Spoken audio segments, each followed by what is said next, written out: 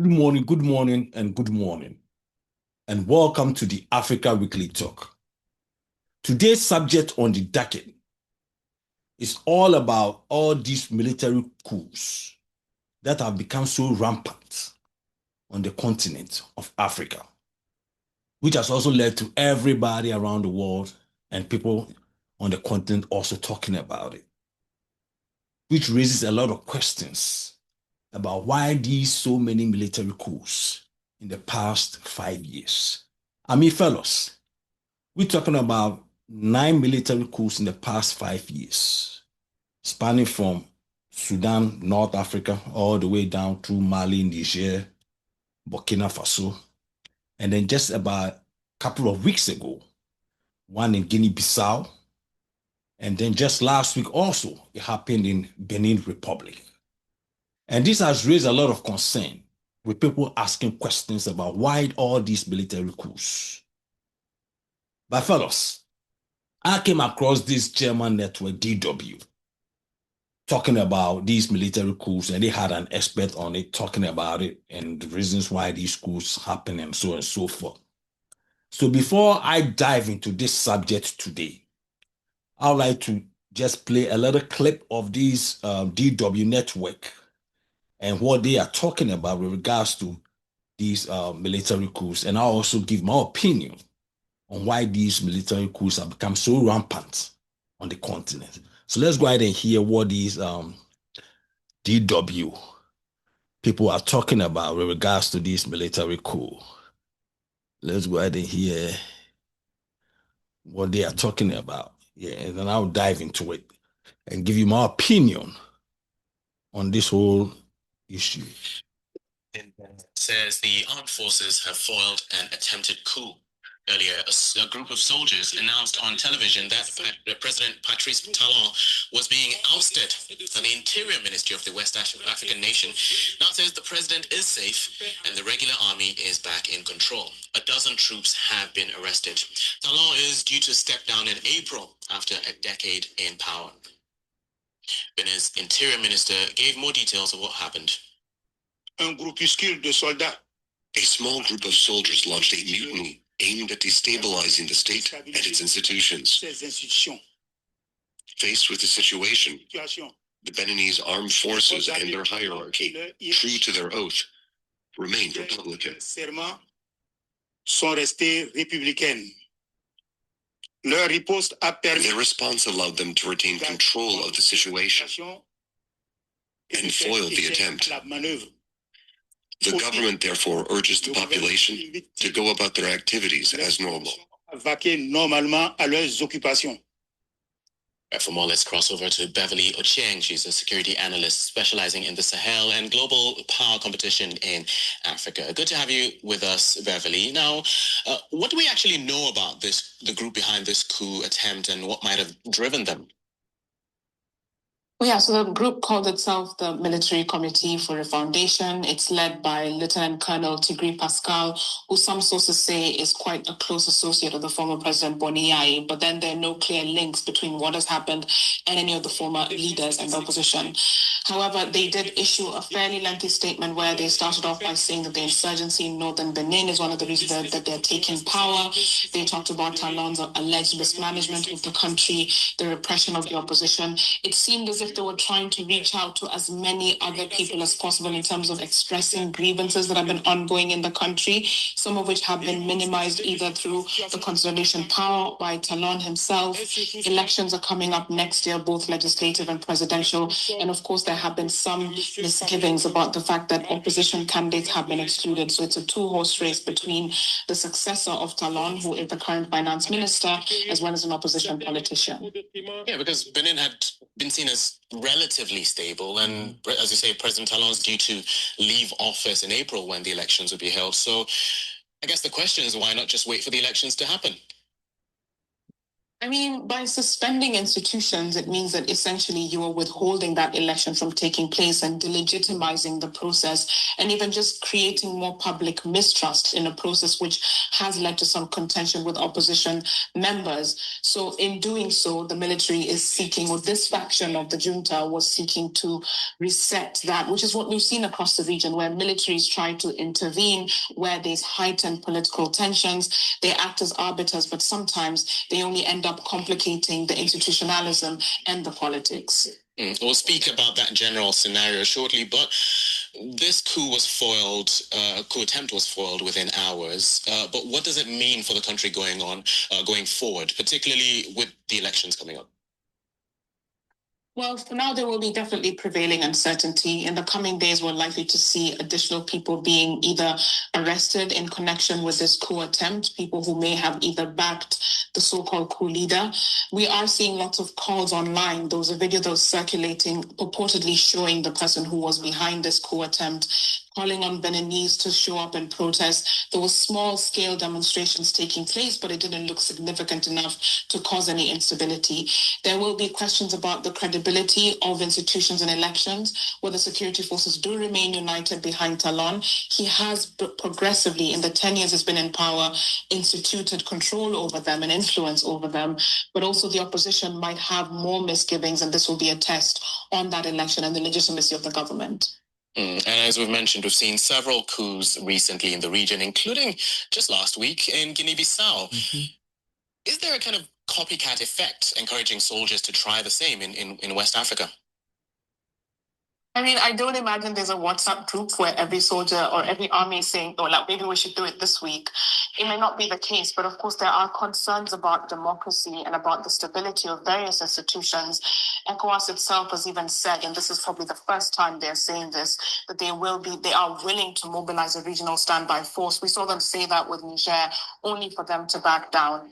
Of course, there's questions about the politicization of militaries and the fact that during pronounced periods of dispute, as we've seen with Gabon, Guinea-Bissau, Guinea-Conakry, and now with Benin, and then instances where insurgencies are taking hold, like in the Sahel, the military stepping in. But there will be questions about whether there'll be longer-term stability, given that military seem to be more willing to intervene, and ECOWAS seems to be caught on the back foot of this. And just before you go, Beverly, I was just going to ask you about ECOWAS, the regional body. They've not been able to stop this kind of trend going on. How would you assess that regional governance or regional oversight that the ECOWAS seems to be unable to apply? Well, yes. I mean, this is one of the results of that. And it's not just about ECOWAS being able to impose itself overall. It's about tackling also some of the grievances that do lead to this level of pronounced intervention. So in Guinea-Bissau, for instance, for a long time, the judiciary, for instance, the legislature were not operating or operating under capacity. There was no concern of statements from ECOWAS. With the insurgents in the Sahel, they only managed to step in a bit too late to talk about how they want to form a counter-terror force. There are various issues around bureaucracy, straddling sovereignty, even funding for counterinsurgency, for economic cooperation, for politicization. So juggling all of those has been quite difficult or challenging for ECOWAS.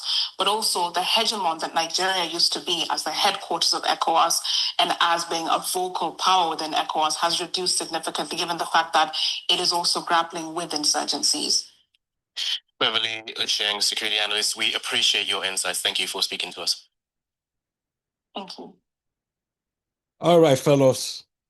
So you just heard DW have a security analyst also give her opinion on what is going on the African continent with regards to all these military coups that have been taking place, especially West Africa.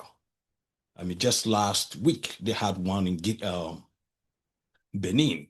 Prior to that was the one in Guinea-Bissau. I mean, I think the one in Guinea-Bissau was more or less like a palace coup. That's my opinion on that one, because that coup didn't sound incredible to me.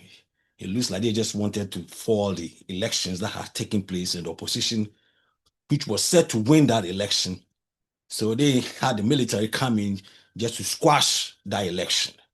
And these are some of the reasons that have also contributed to these military coups in these African countries. But fellows, now let's dive straight into the issue of these military coups. I mean, look, for the past 5 years, we have 9 coups, almost about 6 or 7 of them in West Africa, 3 or 4 of them in the Sahel region. And looking at what has been going on, especially in the Sahel region, talking about Mali, Burkina Faso, and Niger, where you have this military junta, I mean, that pretty much have been governing these countries for quite some time now.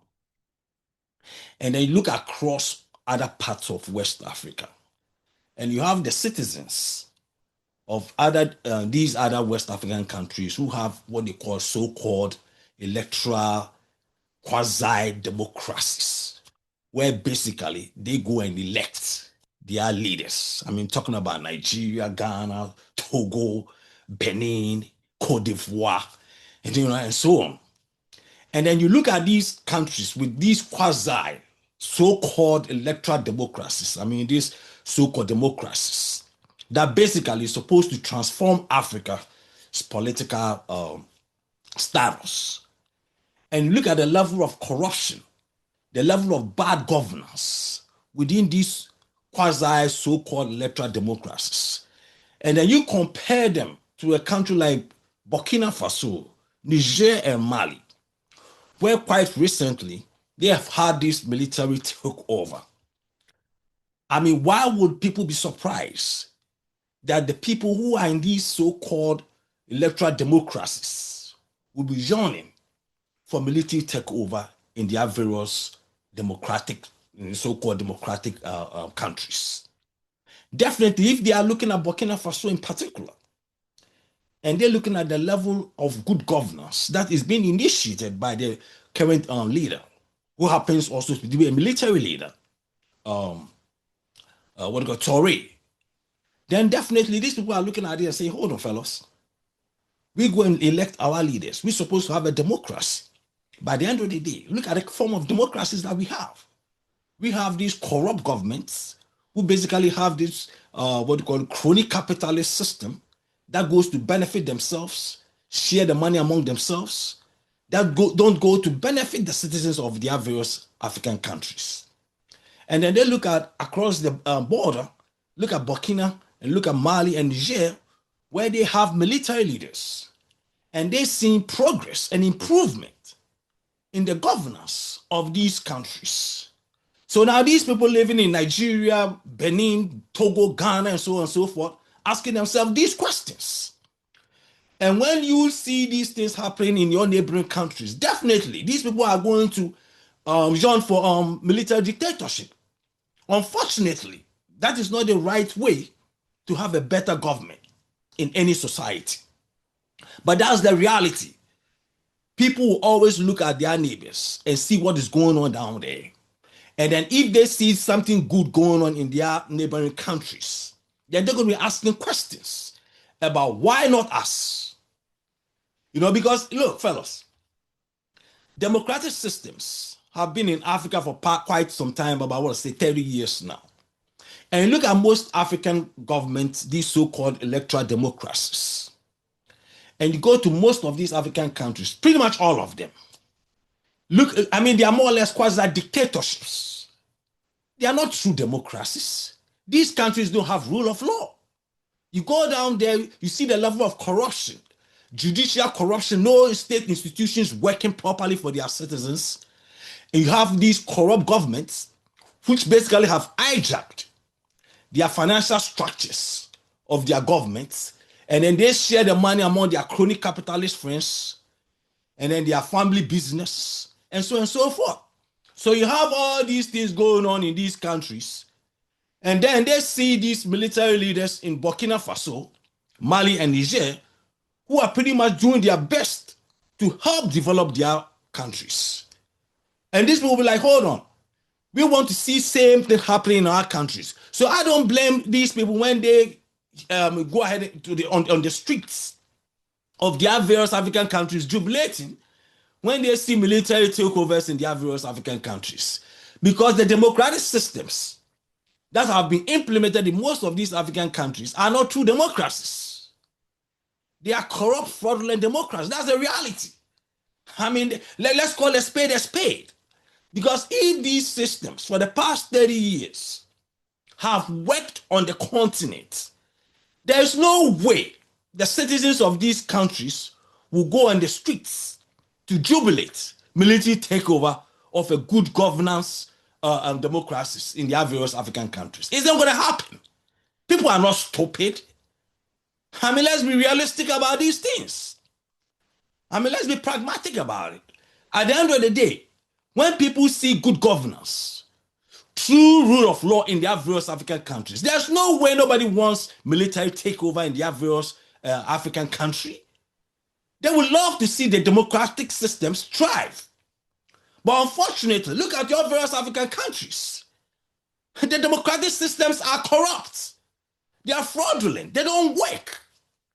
It's sad. I mean, people will say, oh, liberal democracies, are the main reasons why the Western imported democracy. I don't believe that. A democratic society is good for every continent, whether it's in Asia, Africa, Europe, or America. Everybody wants democratic system. Everybody wants the right to go and elect their leaders. Everybody wants the right to be part of a government of a country. Every society wants that. So there's nothing called, oh, democracy is only good for the Western countries and good for Asia and so forth, but it's not good for Africa. I'm sorry. I don't believe in that. I don't subscribe to that notion of belief. A democratic society is good for every society, regardless of whether it's in Africa, Asia, Europe, or America. By the end of the day, if it is not well implemented, that is when it becomes a problem. And that is the problem we have on the continent of Africa. I mean, people forget that, look, going back prior to colonization, Africans were practicing a form of democracies that were in relation to their cultures. We had our traditional systems of ruling that people forget. A lot of people don't know the history of Africa when it comes to prior to colonization, when it comes to governance. We had our systems where we had our chieftaincy systems and our kingship systems, where we had traditional council leaders of these tribes that pretty much appointed chiefs, installed chieftaincies or kings, and then they were the same council that can also take down a chief or a king. And these councils were the governing body that pretty much had the judicial system. Everything ran through these traditional elders councils. So African countries have already had a system of democratization going back thousands and thousands of years, all the way to Egypt. So democracy is not new to Africa. Democracy is being part of our system. But it was in relation to our cultures. What we have now is different in terms of Western style democracy and our form of democracy because we have different cultures. But at the bottom, at the foundational level of every democratic society is the rule of law. And unfortunately, we don't have that rule of law on our continent. I mean, give me rule of law and take any form of democracy and put it in the trash, like I've always said. Because the rule of law is the bedrock of a true democratic society. Because without rule of law, you're never going to have a democratic society. And look at your various African countries, fellas. Look at it. There's no rule of law. And that is the problem. So you don't have a system where the judiciary, as well as the legislative branch, will work together to make sure that the law properly functions. So that the citizens of your various countries can live humbly in that society without having to mistrust or distrust government. By the end of the day, you don't have that. If you had that system of true rule of law, where people can use that system with their grievances and so forth against the government, then you wouldn't have these problems. But as far as you don't have rule of law in your societies, where the governments are corrupt, where they become like crony capitalist system of governance, where the leaders of the political parties, share the wealth of the countries among themselves and their crony and family businesses and so on and so forth, where majority of the citizens suffer. I mean, they live at the expense of their various citizens. So at the end of the day, these citizens have not come to benefit from what they see as the democratic system that's supposed to give them the freedom to be part of a government in their various African countries. And because they don't see that, that also becomes part of the problem that military leaders in these countries also see that as an opportunity to change these so-called elected governments through military coups. It is unfortunate, fellows. It is unfortunate. But like I said earlier, Africans have always had traditional form of democratic systems. Goes back thousands of years. Go do your own research all the way through Egypt, all the way down to our various tribal institutions, kinship and chieftaincies and so and so. We had our own form of governance, which is pretty much the same like all these democratic systems you see all over the world. It's nothing different. It's not just Africa. You go to Asia, they had the same systems. You go to Americas, you had the same systems long before colonization. But it was always in relation to our cultures. So the difference we have now is that we have a liberal Western democracy, which sometimes needs to be tweaked to fit our cultures. That's all we need.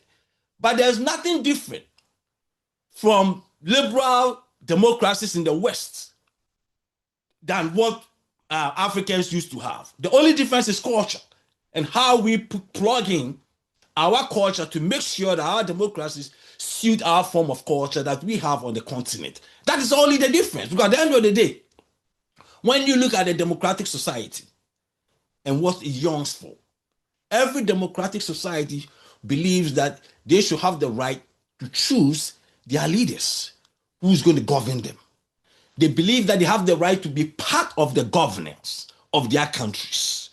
They believe to have the right to be part of the system to build and develop their various countries. That is what democracies are all about.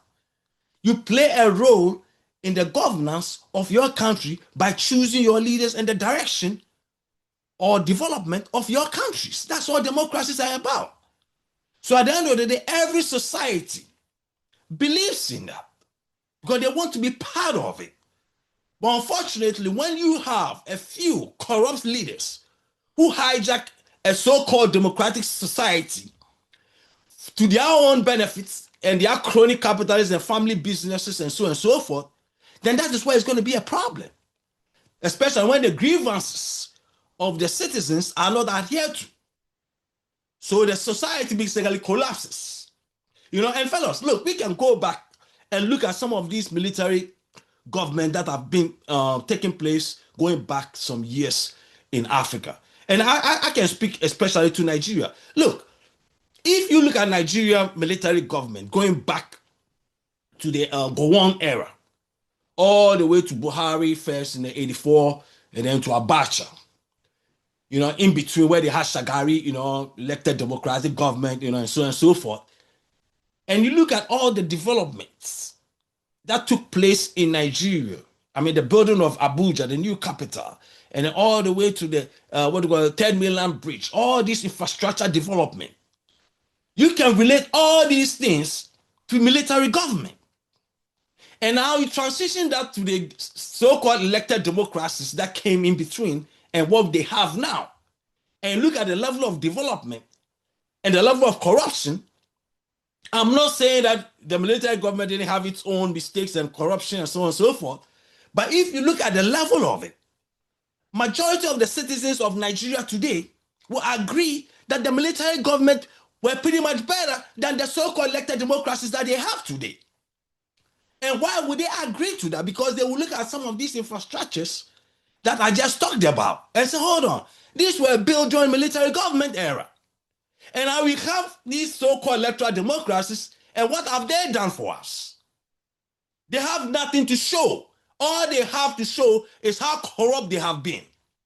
So when you live in a society and you see that, how in the world wouldn't you even embrace a form of governance which is brutal, which is dictatorial in any way, in terms of military coups. You embrace it. People will embrace it because what they have seen through electoral democracies, to them, haven't worked. So they will always embrace these military coups. It's unfortunate, fellas. It's unfortunate. I'm a strong advocate in true democratic systems. I believe in true democracies. And I always believe that it's going to turn around one day. But at the end of the day, currently, looking at what is going on right now on the African continent, I don't blame the citizens when they go on the streets and support these military coups and takeovers in the various African countries. Because our so-called elected democracies, governments, these so-called electoral democracies have failed their citizens miserably. It's unfortunate, but they have. Look at all your various African countries today. Look at the level of corruption, abuse of power, the tyranny that these so-called electoral democracies, these so-called democratic governments, where they are supposed to be better, look at them today. They are even worse. To some extent, some of these military dictatorships that existed before electoral democracies on the continent. It is unfortunate, fellows, but this is the hardest truth, man. This is the hardest truth. I'm not going to sugarcoat anything. Let's call a spade a spade. The problems of these military coups on the continent is because of how our so-called electoral democracies have functioned on the continent. It has failed abysmally, period. That is what it is. These so-called electoral democracies on the continent have failed their citizens because they don't have rule of law. They have become tyrannies. They have become so corrupt to the level that the citizens don't trust their governments anymore. So they will embrace military governments. It's unfortunate, but that's the reality. And human beings are not stupid. Like I said earlier, you look across Burkina Faso, you look across Mali, Niger, in the Sahel, especially Burkina Faso, and you look at a small country, about 25 million people, with not that much resources compared to countries like Ghana, Nigeria, Cote d'Ivoire, and other African countries. But you go down there and you see the level of development for the past 5 years that this guy has been in office. And then you ask yourself, a country of 25 million people with not that much resources can put together a good government system with all this development. And then you go across to Nigeria, Benin Republic, and other parts of West Africa, where they have abundance of resources. But because of the level of corruption, because of this corrupt crony capitalist governance that have taken over their governments, their level of development is lacking to that of a country like Burkina Faso, Mali, or Niger. And then you're going to ask yourself this question: why in the hell do you think people in these countries will embrace military coups? It is unfortunate, fellows, man. It is unfortunate, because I remember sometime last year, there was a seminar in Lagos, Abuja, where Obasanjo questioned, former Nigerian president Obasanjo questioned Western-style democracies that have been imported onto the African continent. And I disagreed with what Obasanjo said at that time, because he was equating that basically Western-style democracies have failed because it is not meant for Africa, which I disagree. I don't subscribe to that mentality or that thinking. Because like I said, the underlying factor of every democratic society is freedom. Rule of law, that's what it is. Because every society wants to have the ability and the opportunity to elect their own leaders to be part of the governance of their country. And that is what true democracies are. And every foundation and the bedrock of a true democratic society is rule of law. And unfortunately, we don't have that on the continent. So my fellow brothers and sisters, don't be surprised if you hear military coups in your various African countries, because it's happening, because of that bad governance and the corrupt leadership that have hijacked what they call so-called electoral democracies. They are quasi-dictatorial governments. That's what they are. They are not true democracies. And not until we enact real rule of law and practice real democracies, this issue of military coups taking over on African continent is not going to stop, my fellow brothers and sisters. It's not going to stop anytime soon. It's going to continue. It's going to become a cycle. And at some point, we will come to the realization that we have to settle for one or the other. Unfortunately, the military route is not the right route. The right route is true democracy. Because at the end of the day, true democracy also creates wealth through capitalism.